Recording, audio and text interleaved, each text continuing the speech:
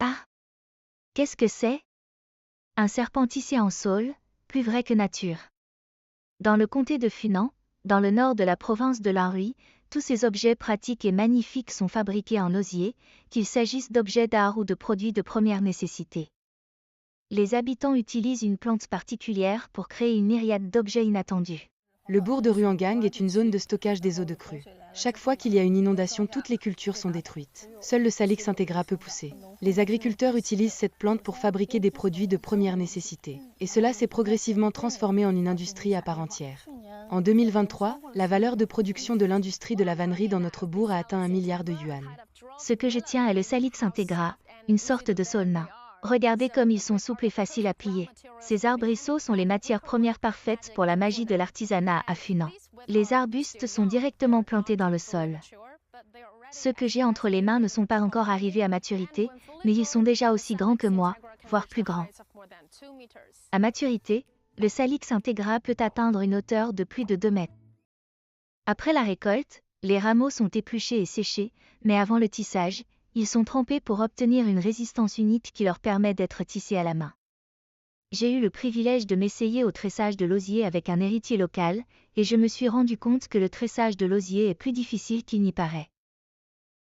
Monsieur Sun dirige également une usine de vannerie. Comme plus de 500 autres usines dans le comté, leurs produits sont principalement vendus en Europe et aux États-Unis.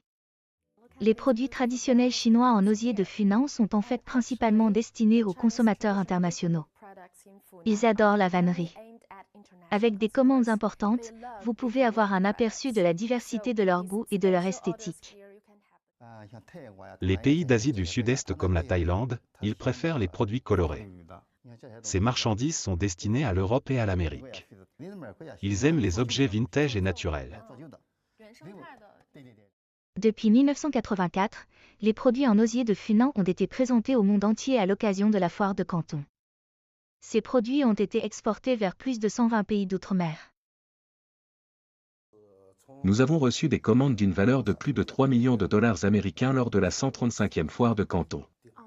Voici notre liste de commandes pour ce mois-ci. Les produits pour animaux de compagnie, en osier, sont destinés aux marchés européens et américains. Nous vendons principalement aux pays développés, comme les États-Unis, le Canada, le Royaume-Uni, l'Allemagne, la France, l'Espagne et l'Italie. Quel montant total des commandes avez-vous reçu depuis le début de l'année? Environ 5 à 6 millions de dollars. Mais dans les usines, on voit rarement beaucoup d'ouvriers. Les paysans locaux tissent de l'osier à la maison pour gagner plus d'argent pendant leur temps libre. Zhu Wanfu, l'un des courtiers des fermiers, prend les commandes de l'usine et les distribue à ses voisins. Nous avons environ 100 000 yuan de commandes par mois. Le revenu total sera d'1 million de yuan par an. Je veux aider davantage nos villageois et augmenter leurs revenus. Je peux aussi les aider à résoudre certains problèmes de fabrication.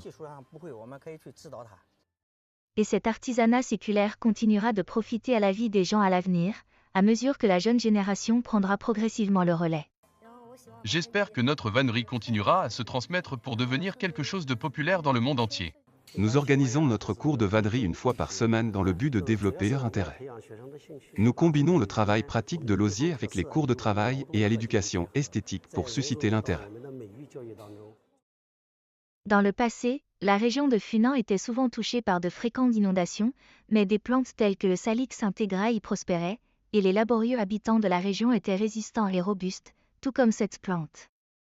Ils utilisaient leurs mains pour créer une grande variété de produits de première nécessité et des œuvres artistiques à partir de ces petits rameaux, tissant ainsi une vie meilleure pour toute la communauté.